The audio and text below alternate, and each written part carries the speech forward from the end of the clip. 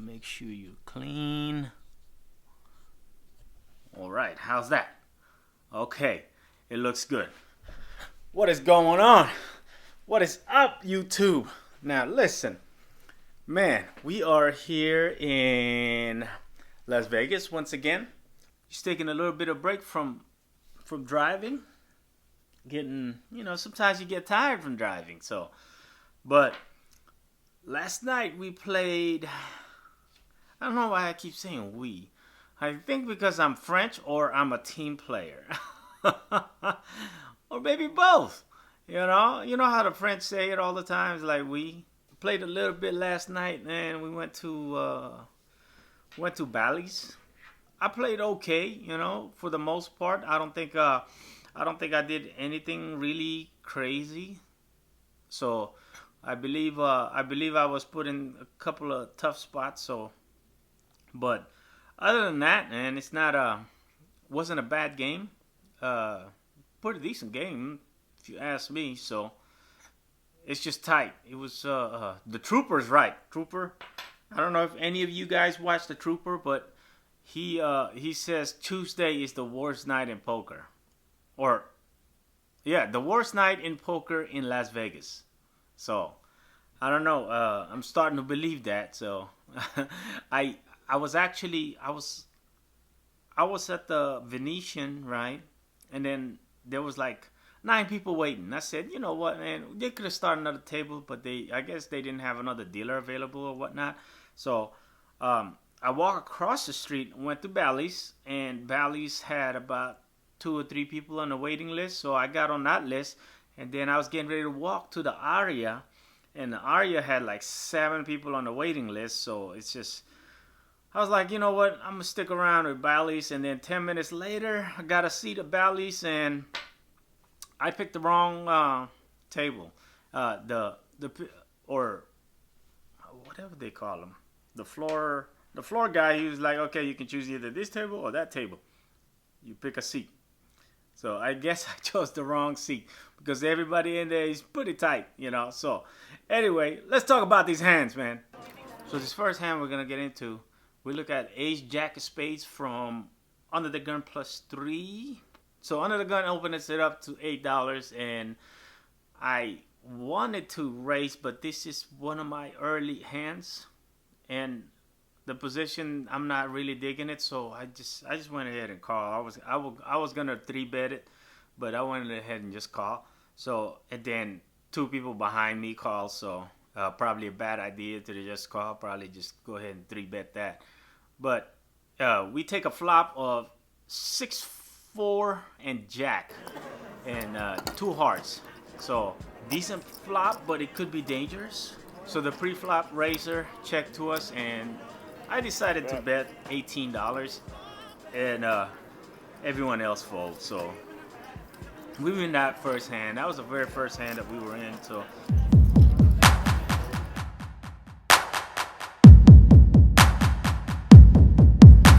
this next hand we go. What do you know? We wake up with an Ace Jack again, but this time it's offsuit. So 3-betted to $14, and we had to cut off calls. Flop comes King 10 Deuce Rainbow. Did a continuation bet of $17, and he calls. Turn comes a 4. I bet 37, and he 3-bets me to 100. Now, mind you, this is a 4 that came. I sat there and thought about it for a minute. King 10 of Deuce. First of all, this guy, he's at the cutoff. He limps into the pot.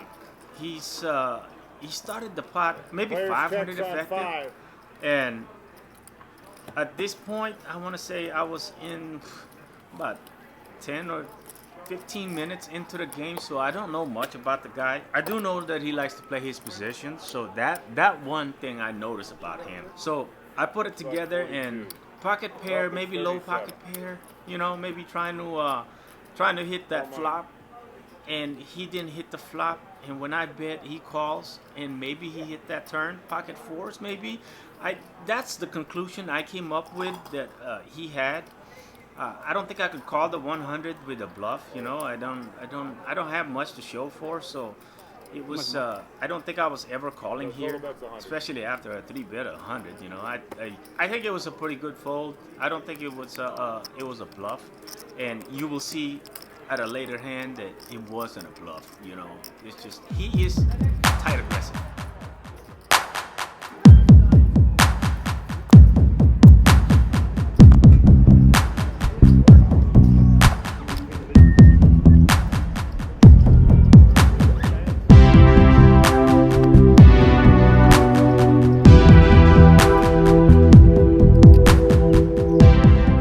So this hand went a little bit weird in my opinion. So we look at King 10 of hearts. We have 2 limpers in front of us. Like I said before, the table dynamic was pretty tight. So I should have went ahead and went to Aria, but I didn't. I stuck around there anyway. So, but King 10 of hearts, and we got 2 people limping in front of us, and so we went ahead and limped in with them. So small blind and big blind limped in. So flop comes ace 5 deuce and 2 hearts. Now that's a pretty good flop for our holding. He checked all the way to us, and we decided to bet $18. Everyone else folds except for the small blind. So we take a turn, and the turn comes 10 of diamonds. So we gained some equity and got a little bit of showdown value. So he surprisingly bets 105, which is a little weird. 10, I was like, wait a minute, what's he got here? You know, we got a pair, and we got a pretty good drawing hand. Any heart, any king, we're looking really good. So I sat there for a minute, and I asked him. I talked to him for a second. I was like, "What do you have? A set of 10s?" You know, even though I didn't put him on a set of 10s, but I was like, "Do you have a set of 10s?" You know. And at this time, I knew I was gonna call. It's just I was trying to see if I can get something out of him. See if he has something stronger. I don't think he flopped the straight here, the wheel, because why would anybody bet 105 if they flop the wheel? You know.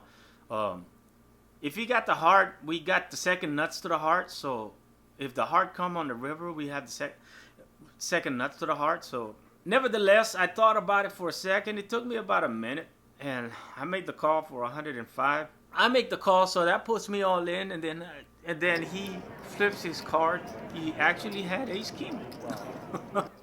So, and guess what the river card was? 6 of hearts. Yes, sir. We got lucky there. So about a couple of hands later, the same player who I thought he bought in, you know, I thought he rebought. And we looked down at 10-10, and we raised it up to 15. We're from the early position, so he went all in. So I was like, wow. Yeah, I thought he reloaded. And I looked, and then it was only $18. I said, oh.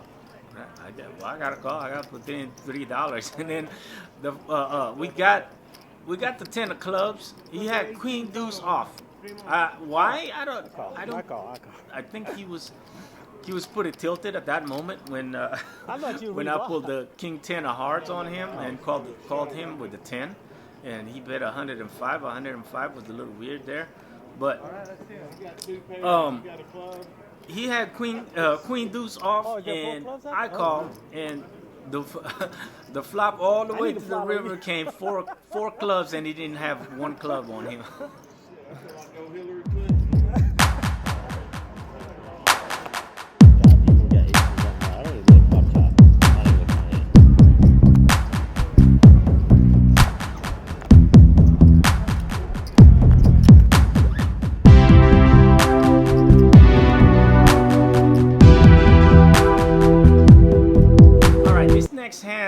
This hand, I did not play this one best.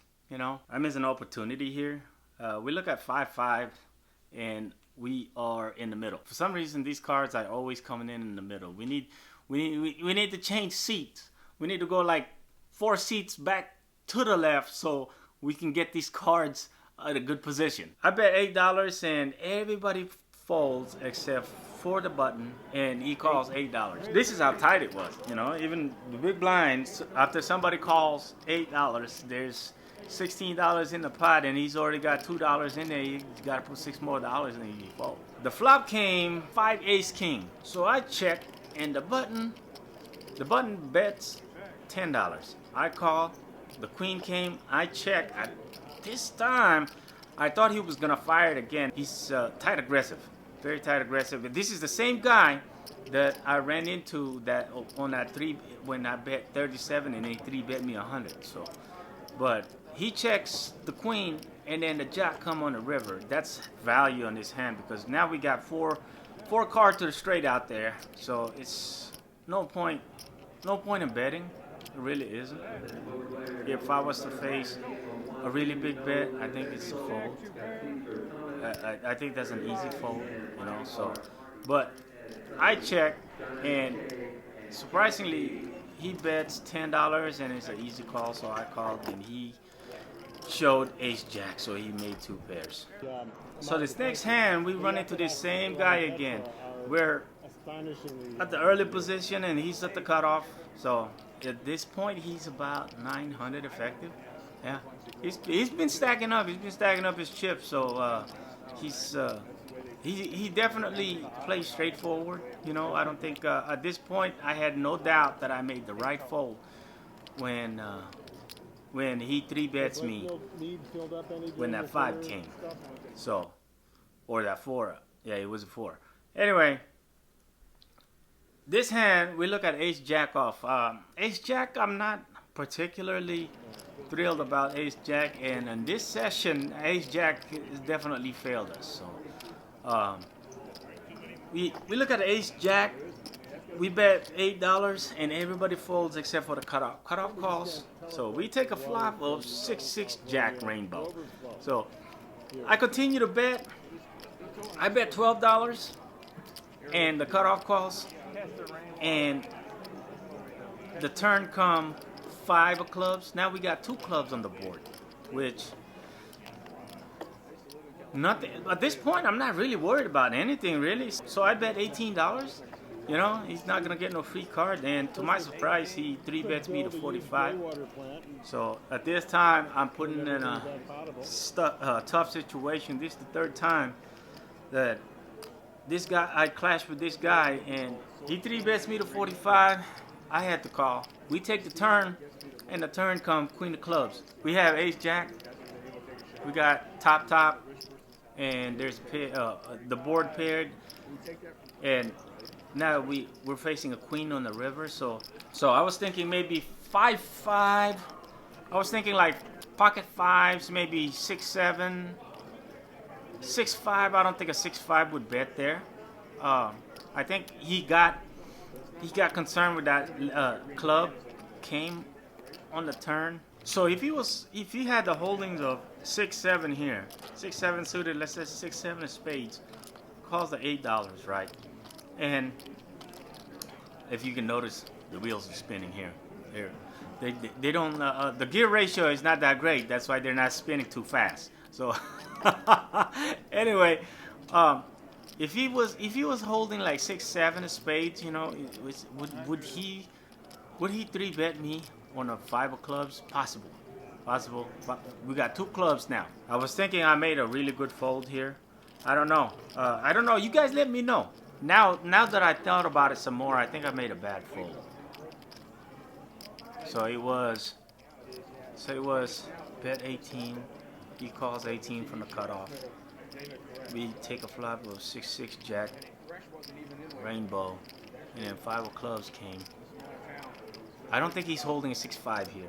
Not 6-5 of spades. 6-7 of spades possible, you know. Pocket 5, no, pocket 5s, no way. Not pocket 5s. So, maybe he gained, maybe he had the flush. I don't know. We didn't have much, I know that. And the queen actually saved us some money. So I think it saved me some money. So when the queen on the river clubs, queen of clubs came, I think that saved me some money because that gave me more reason to fold, you know. So, but he basically he bets 100, couldn't call. I don't think I could have called there. The queen came, anything lower card, I think I would have found a call there. If it was like maybe a 9 or a 10 or a brick or a deuce, you know, I think I would have found a call there. If it was an over card, I think I would have found a call, and I think it would have been a bad call. Was that a mistake or what? I'll tell you what, you guys let me know, and I know you will, which I do appreciate. I want you to let me know down below what you think of this last hand. This is the last hand, by the way. Now I'm starting to see a pattern here. So the first session on the vlog was a loss. The next one was a win. The next one was a loss. The next one was a win. The next one's a loss. The next one's a win. So I'm starting to see a pattern here. So this time we bought in for 230. The table was too tight. I was gonna go across the street to Arya. I'm kind of leaning towards that I made a bad fold here now. Last night I don't think I did, because of the fact that, let me explain, right? Because he has been very tight aggressive, and he played a lot of his late positions, and most of them did show cards, and when they did show cards, he had the nuts. So that's what led me to fold, and the queen, of course, led me to fold. You guys let me know, man. But anyway, listen, I want to thank you guys. We are growing, man. This is amazing. I think you guys let me know down below what you think of this, man. And as usual, leave a thumbs up, a thumbs down, comment down below. And also let me know what you think of the intro, man. I made this intro. It took me a while. I'm still learning on this video editing thing. I'm loving it. I like doing it, you know. I like being creative and stuff. So, but let me know what you think of the intro. So until next time, we'll see y'all.